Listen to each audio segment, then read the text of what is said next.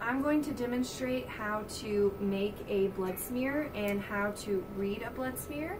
So the first step is to collect a sample from your EDTA tube, and you want to place a drop on the frosted end of the slide.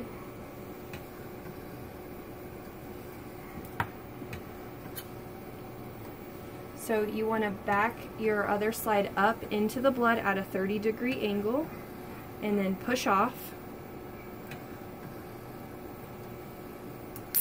And what you're looking for here is a nice feathered edge. I will let these dry.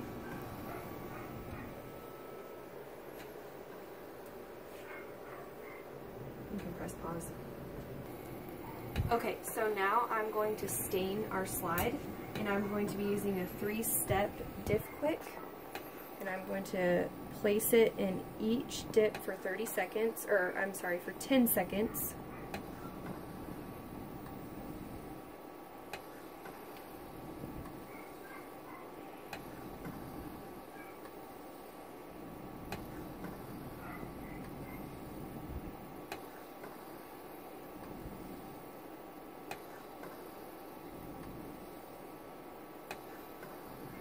Okay, now you want to rinse the back of your slide off with distilled water. So I'm going to do that.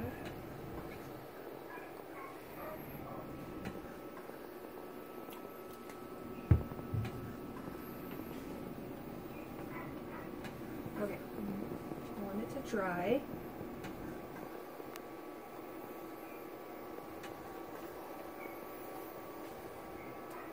Okay. So, I'm going to go ahead and read this slide. So what you want to do is you want to scan the entire slide for platelet clumps or any abnormal cells. And I'm going to start with the 10X lens or the X100 lens.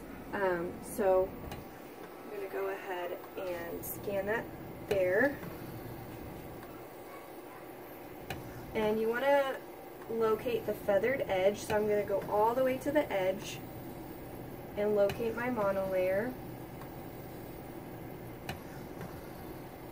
Okay, now I'm going to go ahead and move to a higher power, and I'm going to move to the 100X lens, which is the X1000.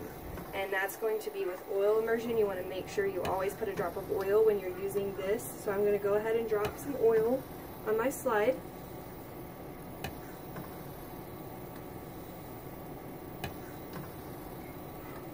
Okay, and so what I'm looking for when I read this slide is white blood cells, so neutrophils, monocytes, lymphocytes, basophils, eosinophils. And the way that you count those is you want to make sure you count to 100, up to 100 white blood cells, and you scan each different field. And then you can also, you do 10 fields to count your platelets.